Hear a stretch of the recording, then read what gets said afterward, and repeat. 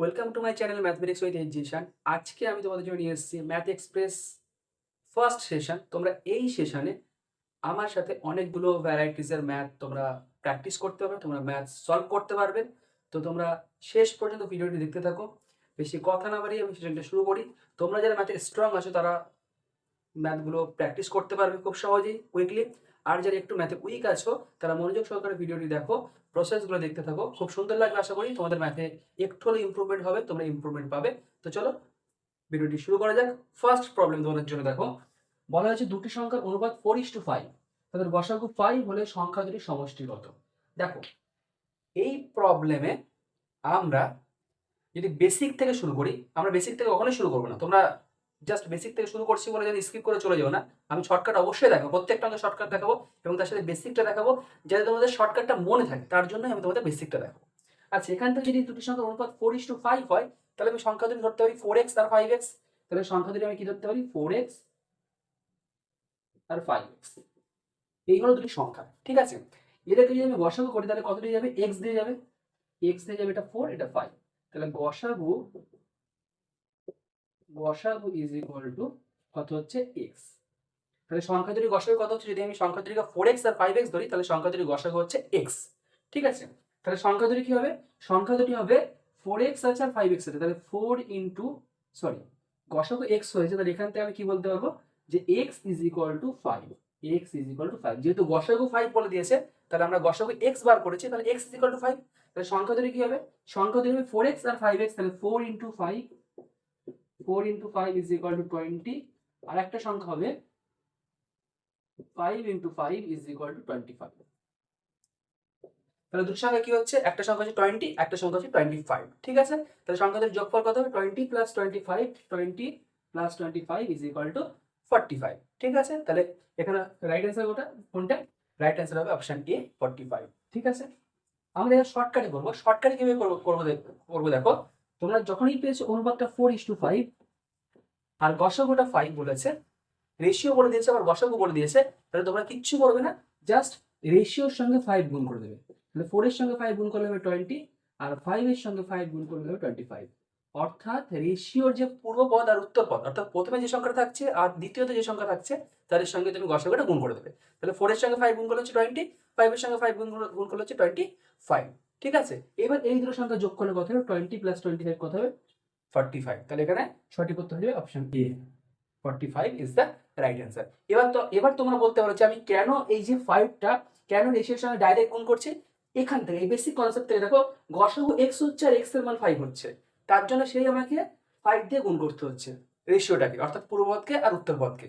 রেশিওর দুটো সংখ্যাকে, প্রথম সংখ্যাকে এবং দ্বিতীয় সংখ্যাকে, যাকে আমরা পূর্বপদ বলি আর উত্তরপদ বলি, তাদেরকে 5 দিয়ে গুণ করতে হচ্ছে, ঠিক আছে। গসাগু যেহেতু x বার হচ্ছে আর x এর মান যেহেতু 5 বলা আছে, তার জন্য 5 দিয়ে গুণ করতে হচ্ছে। ওই জন্য আমরা ডাইরেক্ট কি করবো? শর্টকাট করার জন্য ডাইরেক্ট রেশিওকে আমরা 5 দিয়ে গুণ করে দেবো, তাহলে সংখ্যা দুটি পেয়ে যাবো। আর সংখ্যা দুটি পেয়ে গেলে আমরা তাদেরকে যোগ করে দেবো, যোগ করলে আমার এখানে অ্যান্সারটা চলে আসবে। অ্যান্সারটা সেটাই চেয়েছে, ঠিক আছে। নেক্সট অঙ্ক দেখো তোমাদের জন্য, সেকেন্ড অঙ্ক। দেখো তোমাদের যেটা সেকেন্ড অঙ্ক, এই ধরনের অঙ্ক কিন্তু অনেকে পরীক্ষার সময় ভুল করে থাকে। ইনফ্যাক্ট অনেকে জানেও না এই ধরনের অঙ্ক কীভাবে করতে হয়।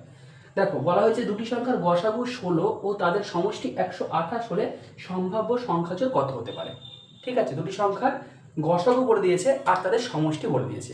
এই ক্ষেত্রে আমরা যে সংখ্যা জোড়, অর্থাৎ সংখ্যা দুটি কী কী, এটা কিন্তু নির্দিষ্ট নয় যে মাত্র একজনই সংখ্যা পাওয়া যাবে যাদের গসাগু 16 ও যাদের সমষ্টি 128, এরকম কিন্তু জাস্ট একজোড় সংখ্যা পাওয়া যাবে না, ঠিক আছে, নির্দিষ্ট নয়।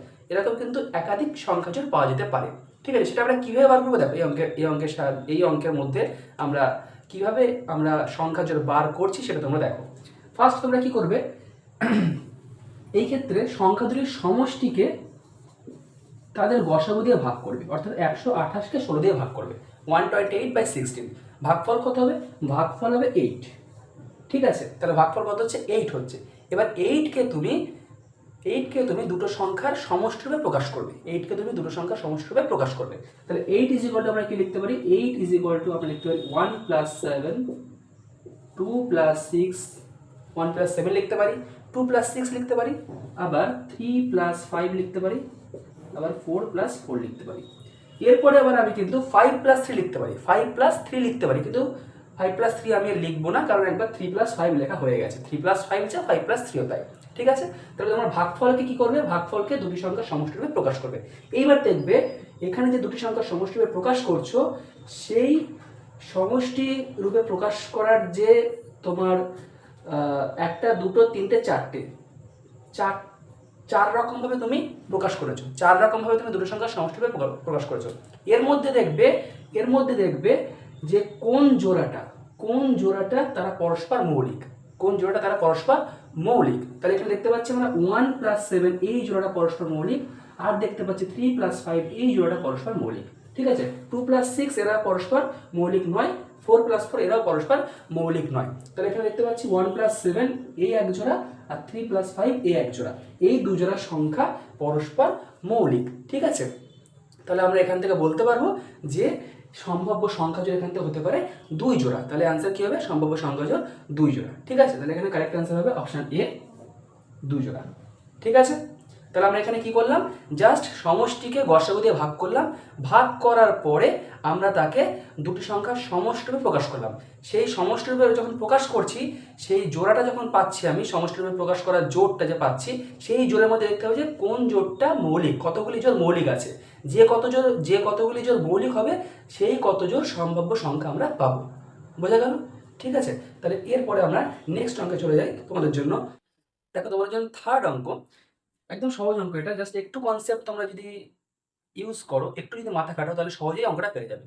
এখানে বলেছে একটি দ্রব্যের উপর লাভ ও বিক্রয় মূল্যের অনুপাত 1:5 হলে বিক্রয় মূল্য ও ক্রয় মূল্যের অনুপাত কত। লাভ ও বিক্রয় মূল্যের অনুপাত বলেছে 1:5। তাহলে 1:5 যদি রেশিও হয় লাভ আর বিক্রয় মূল্য যদি 5 টাকা ধরি আর লাভ যদি 1 টাকা ধরি, বিক্রয় মূল্য যদি 5 টাকা হয় আর লাভ যদি 1 টাকা হয়, তাহলে ক্রয় মূল্য কত ছিল, ক্রয় মূল্য ছিল কত, বিক্রয় মূল্য থেকে লাভটা বিয়োগ করে দিলে আমরা ক্রয় মূল্য পেয়ে যাবো। বিক্রয় মূল্য থেকে আমরা লাভটা যদি বিয়োগ করে দিই, তাহলে আমরা ক্রয় মূল্য পেয়ে যাবো। তাহলে ক্রয় মূল্য হবে এখানে কত, ক্রয় মূল্য হবে 5 - 1 = 4। এটা হবে ক্রয় মূল্য। এটা কি হবে, এটা হবে ক্রয় মূল্য। তাহলে ক্রয় মূল্য হচ্ছে 4 টাকা আর বিক্রয় মূল্য হচ্ছে 5 টাকা। তাহলে বিক্রয় মূল্য ক্রয় মূল্য অনুপাত কত, বিক্রয় মূল্য ক্রয় মূল্য অনুপাত হবে 5:8 হবে বিক্রয় মূল্য আর ক্রয় মূল্যের রেশিও বা অনুপাত। তাহলে এখানে option D is the right answer, ঠিক আছে। নেক্সট অঙ্ক দেখো তোমাদের জন্য, দেখো তোমাদের জন্য 4 নম্বর অঙ্ক। অঙ্কটা পাটিগণিতের অঙ্ক, একটু লেন্দি অঙ্ক, খুব বেশি লেন্দি নয়। তো এখানে বলেছে তুতুন একটি ক্যামেরা ধার্য মূল্যের উপর 25% ছাড় পেয়ে ক্রয় করে, সে সেটি 660 টাকায় বিক্রি করে 10% লাভ করে। ক্যামেরাটি ধার্য মূল্য কত ছিল। তাহলে এখানে দুটো ঘটনা ঘটেছে, একটা হচ্ছে তুতুন ক্যামেরাটি 25% ছাড় পেয়ে ক্রয় করে, ক্রয় করার পর সে বিক্রি করে 10% লাভ করে। কত টাকায় বিক্রি করে, 660 টাকায় বিক্রি করে সে 10% লাভ করে। একদম সিম্পল অঙ্ক, আমরা একদম ছোট্ট কনসেপ্টের সাহায্যে এটা ভাববো যে কীভাবে আমরা করবো। ফার্স্ট 660 টাকায় সে ক্যামেরাটি কি করেছিল, বিক্রি করেছিল 660 টাকায়। যদি বিক্রি করে থাকে ক্যামেরাটি 660 টাকায়, তাহলে সে 10% লাভ করেছিল এবং তার ক্রয় মূল্য কত ছিল, ক্যামেরাটির ক্রয় মূল্য কত ছিল, তার কেনা দামটা, মানে তুতুন যে দামটায় ক্যামেরাটা কিনেছিল সেই দামটা কত আমরা বার করবো। সেই দামটা নিশ্চয়ই আমরা বুঝতে পারছি 660-এর চেয়ে কম, 660-এর চেয়ে কম টাকা হবেই, তা নাহলে সে 10% লাভ করতে পারতো না। তাহলে কম হতে গেলে আমরা এখানে এমন একটা ভগ্নাংশ গুণ করব যেটা 1-এর থেকে কম, অর্থাৎ 1 গুণ করলে সংখ্যাটা সমান থাকে, আর 1-এর থেকে কম গুণ করলে, কোনো ভগ্নাংশ যদি 1-এর থেকে কম হয় সেই ভগ্নাংশ গুণ করলে মানটা কমে যায়। আর এইসব অঙ্কের ক্ষেত্রে আমরা সংখ্যার সঙ্গে, এইসব অঙ্কের ক্ষেত্রে ডাইরেক্ট আমরা ক্রয় মূল্য বিক্রয় মূল্য এসব বার করার জন্য আমরা ভগ্নাংশ গুণ করবো। কীরকম ভগ্নাংশ গুণ করবো সেটা আমি একটু দেখিয়ে দিচ্ছি। তবে এটুকু মাথায় রাখো, যখন আমি সংখ্যাটাকে বেশি করার চেষ্টা করব, তখন আমরা 1-এর থেকে বেশি মান যে ভগ্নাংশ, সেই ভগ্নাংশ গুণ করব। আর যখন আমাদের সংখ্যাটিকে কম করতে হবে, তখন আমরা কি করব, তখন আমরা করব এমন একটা ভগ্নাংশ গুণ যার মান 1-এর থেকে কম। তাহলে এখানে আমরা কি করব, যেহেতু ক্রয় মূল্যটা, ক্যামেরাটির ক্রয় মূল্য 660 টাকার থেকে অবশ্যই কম হবে, কারণ এটা বিক্রয় মূল্য। তাহলে আমরা কি করব, যেহেতু ক্রয় মূল্য অবশ্যই কম হবে, তাই আমরা 1-এর থেকে কম মানযুক্ত একটা ভগ্নাংশ গুণ করব। এবার কত ভগ্নাংশ গুণ করবো দেখো, 25% ছাড় তো প্রথমে, এটা আমি এখন করবো না, 25% ছাড়টা এর পরে ঘটনায় ঘটবে। আগে আমরা ক্যামেরাটির ক্রয় মূল্য বার করছি, তুতুন যে দামে ক্যামেরাটি কিনেছিল সেই দামটা আমরা বার করছি। তাহলে বিক্রয় মূল্য 660, তাহলে ক্রয় মূল্য কত হবে? ক্রয় মূল্য হবে 10% লাভ সে রেখেছিল। 10% যদি লাভ রাখে তাহলে ক্রয় মূল্য যদি 100 টাকা হয়, বিক্রয় মূল্য হবে 110 টাকা। অর্থাৎ তুতুন যদি ক্যামেরাটা 100 টাকায় কেনে তাহলে সে বিক্রি করবে 110 টাকায়। তাহলে সে যদি এখানে সে কি করছে, সে এখানে আমরা এখানে কি করছি, আমরা এখানে ক্যামেরাটি ক্রয় মূল্য বার করছি। তাহলে এই ক্ষেত্রে আমরা কি করব, 100 আর 110 আছে, তাহলে আমরা 100/110 গুণ করব অথবা 110/100 গুণ করব। ঠিক আছে, তাহলে 110/100 যদি আমি গুণ করি তাহলে এই 660 এই মানটা বেড়ে যাবে, কারণ 110/100 এই ভগ্নাংশটা 1-এর থেকে বড়। তাহলে আমরা 660-এর সঙ্গে 110/100 গুণ করবো না, কারণ এই মানটা বেড়ে যাবে। আর ক্রয় মূল্য যদি আমরা জানি কম হবে তাহলে আমরা উল্টোটা করব, আমরা 100/110 এই ভগ্নাংশটা গুণ করব। কত গুণ করব? ইন্টু 100/110।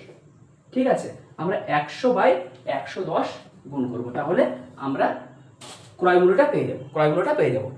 অবশ্যই এটা 660 থেকে কম হবেই, যদি এই 100/110 এই ভগ্নাংশটা 1-এর থেকে কম, তাহলে এই টোটাল মানটা কি কমে যাবে, তাহলে সেটাই হবে ক্রয় মূল্য। এইবার ক্রয় মূল্যটা আমরা পেয়ে গেলাম। ক্রয় মূল্য যখন পেয়ে গেলাম তখন এবার আমাদেরকে ভাবতে হবে, তখন আমরা এবার দেখব যে 25% ছাড় পেয়ে সে ক্রয় করেছে।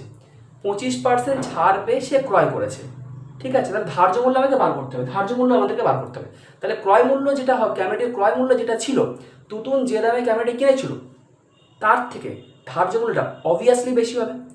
ধার্য মূল্য মানে কি? Printed rate. তাহলে যে দামে কিনেছিল সেই দামটা নিশ্চয়ই ছিল না, তার থেকে বেশি দাম ছিল, সেখান থেকে 25% ছাড় দিয়ে সে এই টাকাটাই সে ক্যামেরাটা কিনেছে 25% ছাড় দেওয়ার পর ধার্য মূল্যের উপর। ঠিক আছে, তাহলে আমরা ধার্য মূল্য কিভাবে বার করব? ধার্য মূল্য বার করব আমরা কিভাবে? এই ক্রয় মূল্যের সঙ্গে আমরা কি করব, যে ধার্য 25% ছাড় মানে কি, যদি 100 টাকা ধার্য মূল্য হয় তাহলে বিক্রয় মূল্য হবে 75 টাকা। 25% ছাড় মানে এইবারে ক্যামেরাটির বিক্রয় মূল্য মানে প্রথমে যে বিক্রি করেছিল সেটাই তো তুতুনের ক্রয় মূল্য। প্রথমে যে ক্যামেরাটি বিক্রি করেছিল সেটাই তো তুতুনের ক্রয় মূল্য, তাই না? তুতুন তো প্রথমে কিনেছিল, তাহলে যে বিক্রি করেছিল তার কাছ থেকে কিনেছিল, তাহলে প্রথমে ক্যামেরাটির বিক্রয় মূল্যটা হচ্ছে তুতুনের ক্রয় মূল্য। তাহলে এই 75 টাকায়, অর্থাৎ ধার্য মূল্য যদি 100 টাকা হয়, তুতুন সেটাই কিনেছিল 75 টাকায়। ধার্য মূল্য যদি 100 টাকা হয়, তুতুন সেই ক্যামেরাটা কিনেছিল 75 টাকায়। তাহলে আমরা এই ক্রয় মূল্যটাকে কি করবো, ধার্য মূল্যে নিয়ে যেতে গেলে, অর্থাৎ ধার্য মূল্য বেশি হবে অবশ্যই ক্রয় মূল্যের থেকে, তাহলে আমরা 1-এর থেকে বেশি মানযুক্ত ভগ্নাংশ গুণ করব। তাহলে কত গুণ করব? ধার্য মূল্য যদি বেশি হবে তাহলে আমরা 175 আছে, এখান থেকে আমরা কি গুণ করবো, 100/75 এই ভগ্নাংশটা গুণ করব। তাহলে আমরা 100/75 এই ভগ্নাংশটা আমরা গুণ করবো, তাহলে আমরা আলটিমেটলি ক্যামেরাটি ধার্য মূল্য পেয়ে যাব। ঠিক আছে, এত লেন্থি করে তোমাদের বোঝালাম জাস্ট তোমাদেরকে বোঝানোর জন্য, কিন্তু অঙ্কটা হবে এত ছোট। এইটা হবে ক্যামেরাটির ধার্য মূল্য, একেবারে করে দিলাম আমি। এটা হবে ক্যামেরাটির ধার্য মূল্য। তোমরা এটাকে ক্যালকুলেশন করো।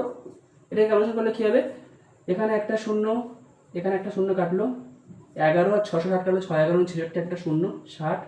আচ্ছা, একেবারে তুমি 100-কে 25 দিয়ে কাটো 4, 75-কে 25 দিয়ে কাটো 3, তারপরে তুমি 3 দিয়ে 60-কে কাটো 20, 3 গুণ 60। তাহলে এখানে কত হলো, 20, 10 আর 4। ঠিক আছে, তাহলে 4 গুণ 80 আর 10 গুণ করলে 800। তাহলে ক্যামেরাটির ধার্য মূল্য কত হবে, 800 টাকা। ঠিক আছে, একদম সহজ অঙ্ক বলা ভুল হবে, মানে এই জিনিসটা খুবই সহজ, দেখতে সহজ লাগছে, কিন্তু তোমার ভাবনাটা একটু কঠিন। তোমাকে ভাবতে হবে একটু ভালোভাবে যে কত গুণ করবো না গুণ করবো, কোন ক্ষেত্রে 1-এর থেকে বেশি মানযুক্ত ভগ্নাংশ গুণ করবো, কোন ক্ষেত্রে 1-এর থেকে কম মানযুক্ত ভগ্নাংশ গুণ করবো। ঠিক আছে, এই জিনিসটা তোমাকে কিন্তু মাথায় রাখতে হবে, তাহলে তুমি সহজে অঙ্কটা নামাতে পারবে। তাহলে এখানে সঠিক করতে হবে option B is the correct answer, 800 টাকা। ঠিক আছে, দেখো তোমাদের জন্য 5 নম্বর অঙ্ক। এখানে বলা হয়েছে একটি ট্রেন যাত্রার মধ্যে 45 কিলোমিটার/আওয়ার বেগে যায় এবং 36 কিলোমিটার/আওয়ার বেগে ফিরে আসে। তাহলে সমগ্র যাত্রার মধ্যে তার গড় গতিবেগ কত? তাহলে এখানে আমরা অপশন দেখতে পাচ্ছি 40.5, 40, 37.8, 42। আমরা এটুকু বুঝতে পারছি যে গড় গতিবেগটা 45 আর 36-এর মাঝখানে কোনো একটা সংখ্যাই হবে, ঠিক মিড ভ্যালু হবে না, কিন্তু মাঝখানে কোনো একটা সংখ্যা তার গড় গতিবেগ হবে। এই অঙ্কগুলোর ক্ষেত্রে আমরা কি করব, 45 আর 36 অর্থাৎ যাওয়ার পথে গতিবেগ আর আসার পথে গতিবেগ, এই দুটো গতিবেগের আমরা এলসিএম বার করবো, লসাগু। তোমরা এলসিএম বার করে দেখে নেবে, এলসিএম বার করে সম্ভবত হবে 180। এলসিএম করলে তোমার পাবে 180। একেবারে 9 দিয়ে যাওয়া হবে, 9 দিয়ে 45 গেলে 5 আর 36 গেলে 4, তাহলে 5 4 20, 20 9 180। ঠিক আছে, এলসিএম হবে 180। তাহলে আমরা কি করব, একটা 180 কিলোমিটার একটা ডিস্টেন্স নেব, 180 কিলোমিটার। এইবারে 180 কিলোমিটার ডিস্টেন্স যদি আমি নিই, তাহলে আমরা কি পাবো, যখন 45 কিলোমিটার পার আওয়ার বেগে সে যাচ্ছে, তার কত সময় লাগবে, তার সময় লাগবে, কত সময় লাগবে, প্রতি ঘন্টায় যদি 45 কিলোমিটার গতিবেগ, প্রতি ঘন্টায় 45 কিলোমিটার যাচ্ছে, তাহলে 180 কিলোমিটার যেতে তার সময় লাগবে 180/45। তাহলে 180/45 করলে আমরা কত পাবো, 4 পাবো। 180কে 45 দিয়ে ভাগ করলে আমরা 4 পাবো। ঠিক আছে, এরপরে যখন সে ফিরে আসছে, ফিরে আসার সময় তার গতিবেগ কত, 36 কিলোমিটার পার আওয়ার, মানে প্রতি ঘন্টায় 36 কিলোমিটার। তাহলে 180 কিলোমিটার তাকে ফিরে আসতে কত সময় লাগবে, তার 180/36। তাহলে 180/36 করলে আমরা পাবো, ভাগ করলে আমরা পাবো 5। তাহলে তার যাওয়ার পথে 4 ঘন্টা সময় লাগছে, আর ফিরে আসার পথে 5 ঘন্টা সময় লাগছে। তাহলে তার টোটাল সময় লাগছে 9 ঘন্টা। টোটাল সময় লাগছে কত ঘন্টা, 9 ঘন্টা যেতে আর আসতে। এইবারে সে যাতায়াতে, টোটাল যাতায়াতে সে যাওয়ার সময় 180 কিলোমিটার কভার করছে, আসার সময় 180 কিলোমিটার ডিস্টেন্স কভার করছে। তাহলে মোট যাত্রাপথে সে টোটাল 180 + 180 অর্থাৎ 360 কিলোমিটার ডিস্টেন্স কভার করছে। সে টোটাল যাত্রাপথে, মোট যাত্রাপথে সে 360 কিলোমিটার ডিস্টেন্স কভার করছে। তাহলে তাকে ডিস্টেন্স কভার করতে হচ্ছে 360 কিলোমিটার, আর তার মোট সময় লাগছে যেতে আসতে 9 ঘন্টা। তাহলে আমরা 360কে 9 দিয়ে ডিভাইড করব। সে টোটাল ডিস্টেন্স কভার করছে 360 কিলোমিটার, আর তার টোটাল টাইমটা লাগছে 9 আওয়ার্স, 9 ঘন্টা। তাহলে তার সমগ্র যাত্রাপথে গড় গতিবেগ কত হবে, total distance covered by total time. তাহলে আমরা এখানে কি পাচ্ছি, 360/9 ভাগ করলে আমরা পেয়ে যাবো 40। তাহলে অ্যান্সার কত হবে, option B is the right answer, 40 kilometre per hour. এটা হচ্ছে সমগ্র যাত্রাপথে তার গড় গতিবেগ। ঠিক আছে, তো চলো আজকে এই পর্যন্তই। তোমাদের জন্য আজকে 5টা অঙ্ক করালাম ম্যাথ এক্সপ্রেস 1। এই সেশনটা যেহেতু আমি ফার্স্ট শুরু করছি, তাই আমি তোমাদের কম অঙ্ক করালাম। এরপরে যে সেশনগুলো আছে সেই সেশনগুলোতে অনেক বেশি বেশি অঙ্ক থাকবে।